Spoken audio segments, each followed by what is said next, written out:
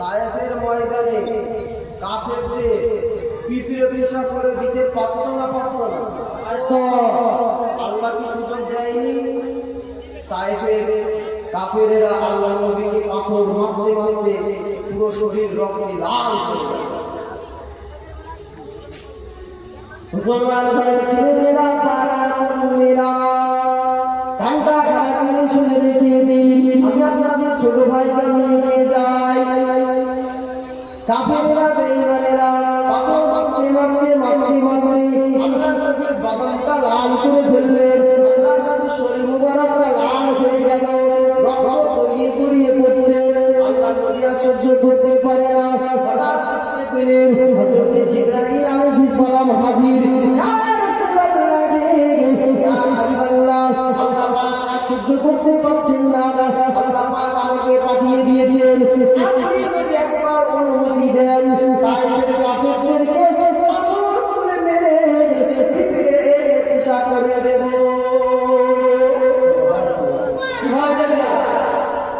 কি করে দেবে? পিঁপড়ে মারা না। আল্লাহ নবী ডেকে বলেছিলেন, না ভাই জিবরাইল,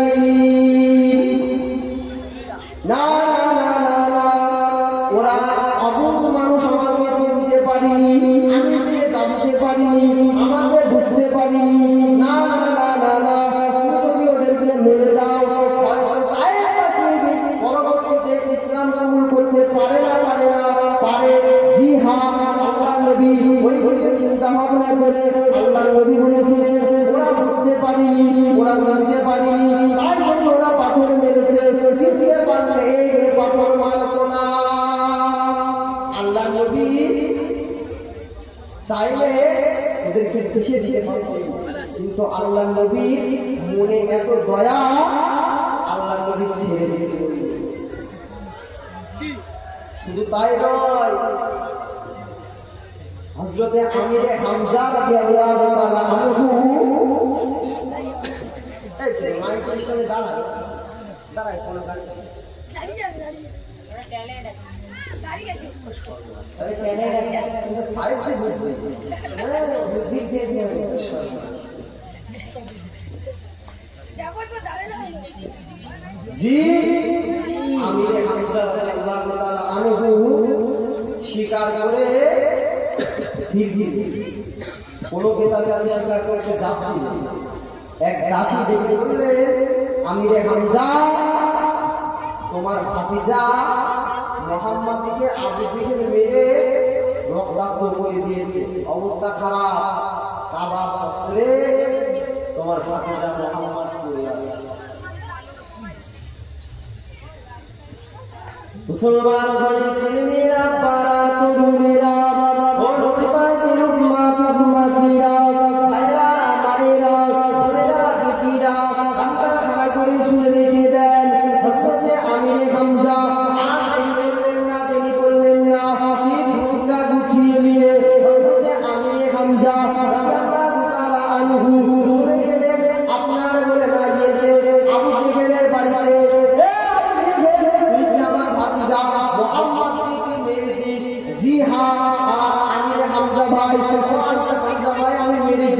আমি মেরেছি, তুই মেরেছিস কেন?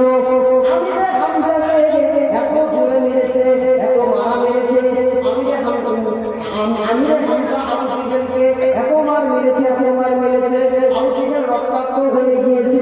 আবু জেহেল শেষ পর্যন্ত বলছে, ভাই হামজা, আমাকে আর মেরো না, আমার ভুল হয়ে গিয়েছে, ক্ষমা করে দাও। হামজা ওখান থেকে গুছিয়ে নিয়ে আবার চত্বরে মুহাম্মদ রাসূলুল্লাহ সাল্লাল্লাহু আলাইহি ওয়াসাল্লাম সেখানে পড়ে আছেন রক্তাক্ত অবস্থায়।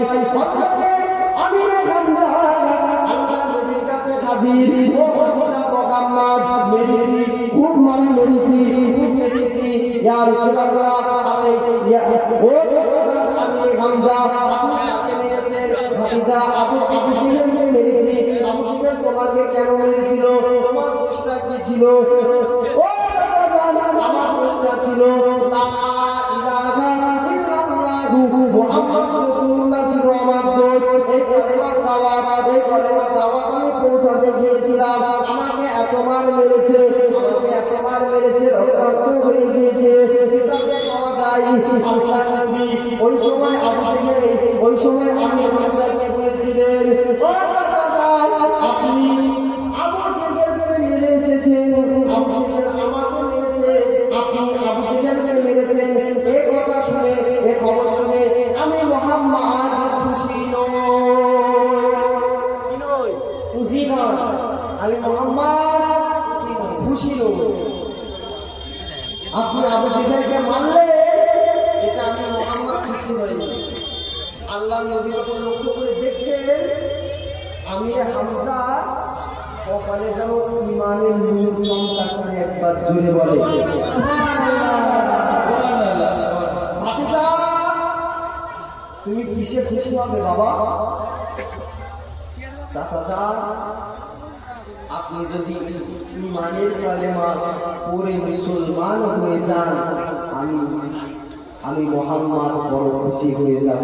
এই কথা শুনে হযরতে আমিরে হামজা পড়ে নিল লা ইলাহা ইল্লাল্লাহ মুহাম্মাদুর রাসূলুল্লাহ।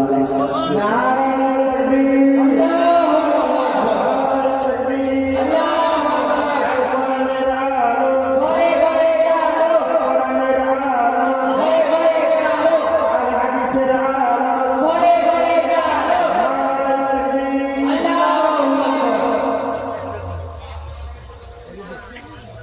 জি আল্লাহ নবীর কথা শুনে হযরত আমি একটা কালেমা পড়ে মুসলমান হয়ে গেল। ভাতিজা ইসলামের দাওয়াত এবার বুক ফুলিয়ে দিতে হবে। কোন মায়ের লাল আছে আমার সামনে দাঁড়াও। উহুদের যুদ্ধে হযরতে আমি হামজা রাদিয়াল্লাহু তাআলা আনহুকে শহীদ করা হয়েছে। জি হিন্দা আর ওয়াহশ দুজন মিলে চিন্তা করছে, বাঘের মতন চেহারা সিংহ আমি হামজা ছুটে ছুটে ছুটে ছুটে যাচ্ছে। মহাশিয়ার হিন্দা চিন্তা করছে আল্লাহ, মহাশিয়ার হিন্দা চিন্তা করছে আমি হামজাকে যদি না মারতে পারি আমরা যুদ্ধে বিজয়ী হতে পারবো কি পারবো না? বিজয়ী হতে পারবো। পাথরের পিছন থেকে অথবা গাছের পিছন থেকে বর্ষা ছুড়ে আল্লাহ নবী চাচা জানের কল কেটে মেরেছিল।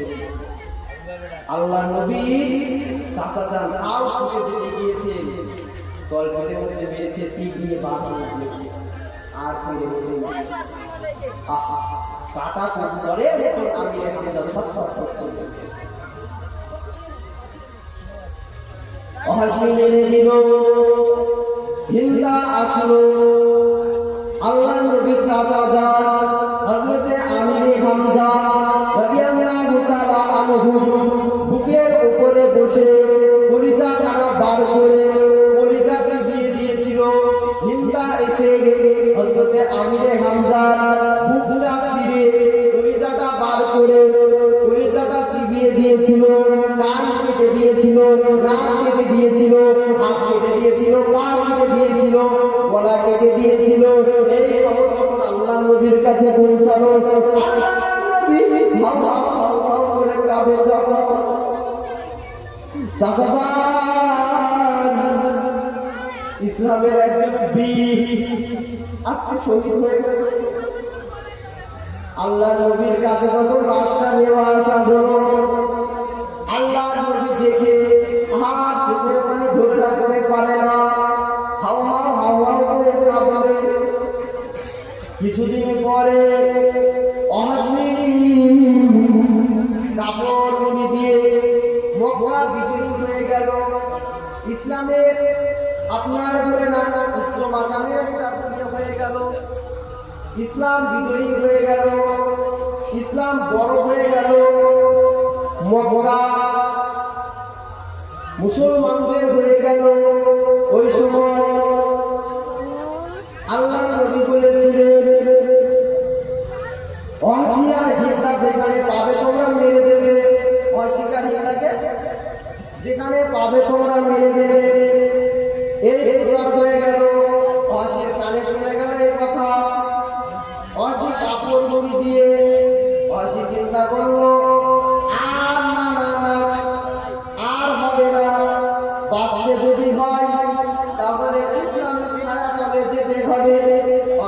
কাপড় মুড়ি দিয়ে চলে গেল আল্লাহ নবীর কাছে, গিয়ে বলল, ইয়া রাসূলুল্লাহ, ইয়া হাবিবাল্লাহ, আমি ইসলাম কবুল করতে চাই। আল্লাহ নবী বললেন, বাবা, আল্লাহ নবী বললেন, ইসলাম তুমি কবুল করবে? জি। মুখটা খোলো। মুখের কাপড়টা সরিয়ে দিয়ে অবশ্যই বলেছিলেন, ইয়া রাসূলুল্লাহ, আমি সেই উহুদের ময়দানে আপনার চাচাজানকে হত্যা করেছিলাম, আপনার চাচাজানকে শহীদ করেছিলাম, আমি সেই অবশ্যই আজকে মুসলমান হতে চাই। আমার ভাইয়েরা বাবাজিরা, আল্লাহ নবীর কাছে হাত দিয়ে আল্লাহ নবীর কাছে অবশ্যই মুসলমান হয়ে গেলেন, অবশ্যই মুসলমান হয়ে গেলেন। অবশ্যই আপনার নবীকে দেখে বলেছিলেন, ইয়া রাসূলুল্লাহ, ইয়া হাবিবাল্লাহ নবী, আল্লাহ পাক কি আমার পিছনের গুনাহগুলো কি আল্লাহ পাক যত জীবনে যত গুনাহ করেছি আল্লাহ পাক কি আমার গুনাহগুলো মাফ করে দেবে? আল্লাহ নবী দেখে বলেছিলেন, তোমার গুনাহ আল্লাহ পাক সব মাফ করে দিয়েছে, কারণ তুমি মুসলমান হয়ে গিয়েছো, তোমার গুনাহ আল্লাহ পাক সব মাফ করে দিয়েছে।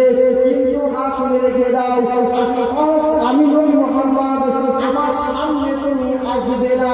তুমি যদি আমার সামনে আসো, আমার চাচার পুরুষ দেহটা, আমার চাচার কাটা কাটা দেহটা আমার মনে পড়ে যায়, আমি বড় কষ্ট পাই।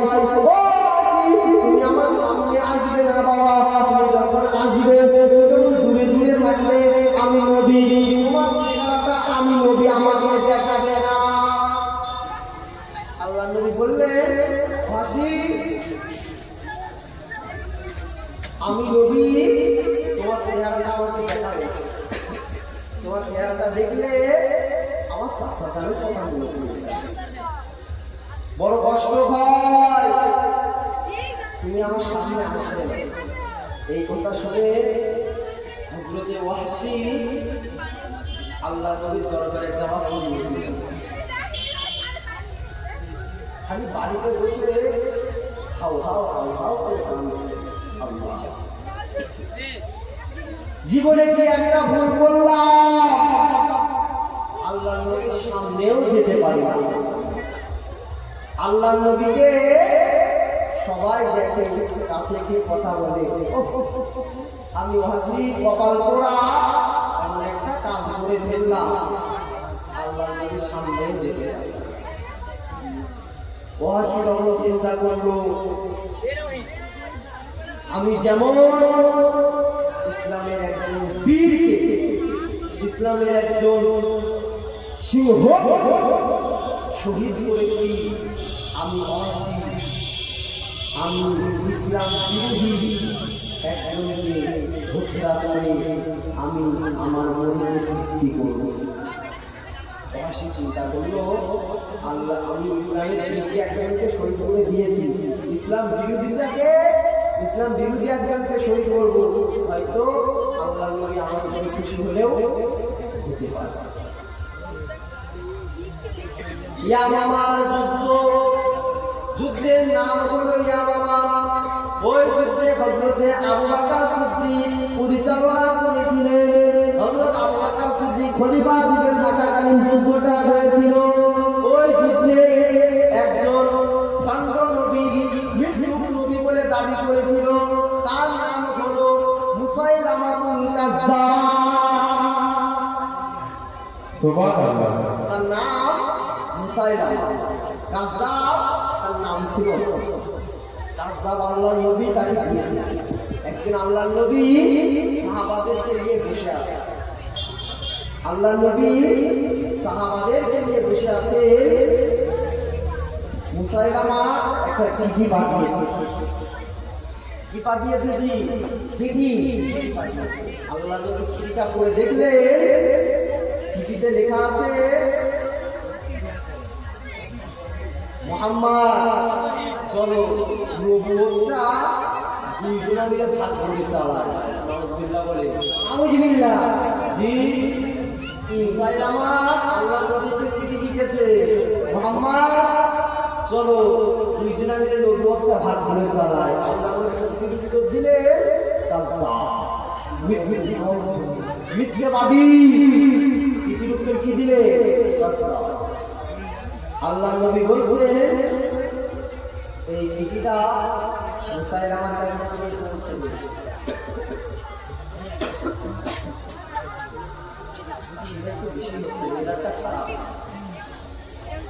কিন্তু আমার নয়, আমার যেসব মহাব্বতের মানুষ আছে যে ফোন করে বলছে ভাইজান কেমন আছে, আপনার সুস্থ আছে? আমি বলছি ভাইজান একটু কাশি হচ্ছে, ওষুধ নিয়ে আসছি কমছে না। বলছে ভাইজান শুধু আপনার নয়, তকবীর দেন নারায়ে তাকবীর, আল্লাহু জোরে দেন নারায়ে তাকবীর, মন খুলে দেন নারায়ে তাকবীর, সিলসিলায়ে হক পুরপুরা সর জিন্দাবাদ বলো, সিলসিলায়ে হক পুরপুরা সর আহলে সুন্নাত ওয়াল জামাত হিজবুল্লাহ হিজবুল্লাহ।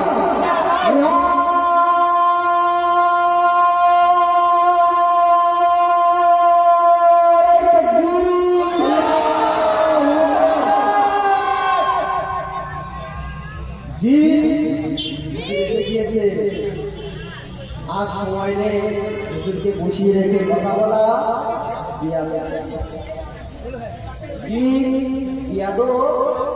আল্লাহ রহমত থেকে আমি আল্লাহ রহমত থেকে বঞ্চিত হতে চাই। শেষ করব ভাইয়ের কাছে আমি 5টা মিনিট সময় আমি চেয়ে দিয়েছি। জি ফোন করে বলছে ভাই ওয়েদারটাই আপনার নয়, আমাদের সব একই অবস্থা, জ্বর সর্দি কাশি এই আপনারা দোয়া করবেন আমার জন্য। আল্লাহ পাক যেন আমার শরীরটা সুস্থ করতে। সকলে আল্লাহুম্মা আমিন। জি জি যে কথা বলছিলাম, আল্লাহর নবী ডেকে বলছে এই চিঠিটা মুসাইলামার কাছে কে নিয়ে যাবে? একজন সাহাবা খেজুর খাচ্ছিলেন, কি খাচ্ছিলেন? খেজুর খাচ্ছিলেন। হাত তুলে বললেন আমি যাব। এই যে আমি যাব কথাটা বলেছে, মুখ থেকে খেজুরটা বার হয়ে পড়ে গিয়েছে। অন্যান্য সাহাবারা জিজ্ঞাসা করছে ভাই তুমি তো খেজুরটা খেয়েও বলতে পারবে যে আমি যাব, তুমি তো খেজুরটা খেয়ে বলতে পারবে যে আমি যাব।